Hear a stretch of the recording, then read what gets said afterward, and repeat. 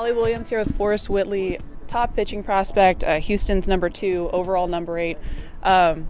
We've got to see a lot of you at Arizona. Your season was cut a little short from suspension and injury then afterwards. So what was it like to be able to get that extra practice in coming down here to Arizona? Yeah, it was obviously very important to get the extra work in. Obviously, I missed a good chunk of the season. So it was good to throw, a little bit extra innings against these guys and, get some work in. Mm-hmm.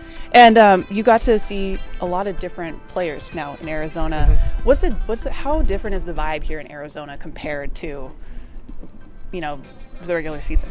It's a lot more relaxed. I mean, when you got 5 different organizations kind of compiled into one team, there's not really some one base of authority. Mm-hmm. So everybody's just kind of doing their own thing, which is something that I'm personally a fan of. Mm-hmm. So it was nice to just kind of get the individual working by yourself, and just knowing what you have to work on. Me and the other pitchers for the Astros are pretty familiar what we need to do, and especially me going forward in the next spring training. So it was good to get the work in. How well did you know the other Astros pitchers coming into this fall league? I knew JB a little bit, not too well, and I didn't know Trent at all.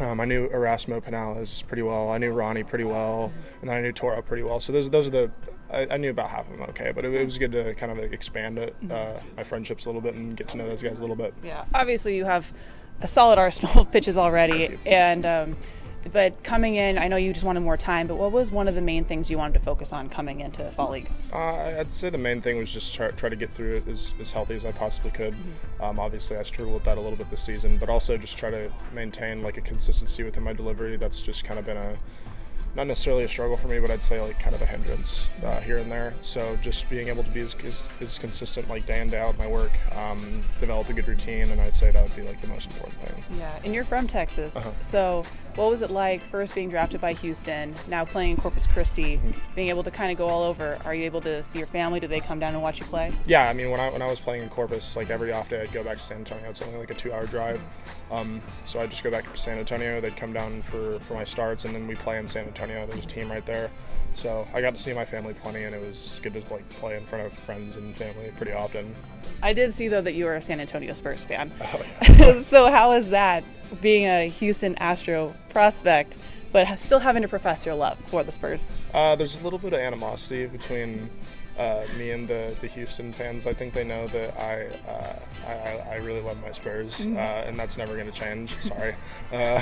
But I mean, I was born and raised there. They're the only professional sports team I've really gravitated to, and I've just loved them my entire life. So sorry, Houston. Yeah. So no chance of seeing you in a Rockets jersey anytime soon.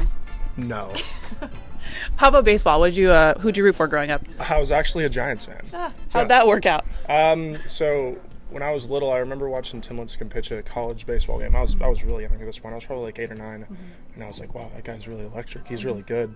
And then I saw he got drafted by the Giants, and that's how I became a Giants fan. Nice. So were you able to follow the Rangers-Giants World Series? Yes. Yeah. Were you the only Giants fan in Texas at that time, or that I knew of? Yeah. Yeah. Yeah. How was it then being able to watch Tim Lincecum, following him from the University of Washington and then into the World Series? It was amazing. I mean, that guy was about as good as it got.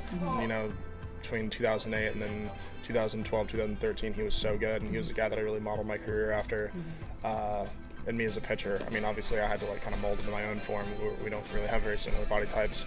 But yeah, I was a big Lincecum fan and a big Giants fan, and now that I'm with the Astros, obviously I have to be on their side. But the Giants always have held a very special place in my heart, and they're kind of at the forefront of why I started to love the game of baseball. Awesome. Well, I'm sure that Giants and Giants fans will enjoy hearing that. Thank you so much, Forrest, for hanging out. We look forward to just kind of seeing how you progress throughout the year and see where you end up next year. Thank you so much. Thank you for having me on.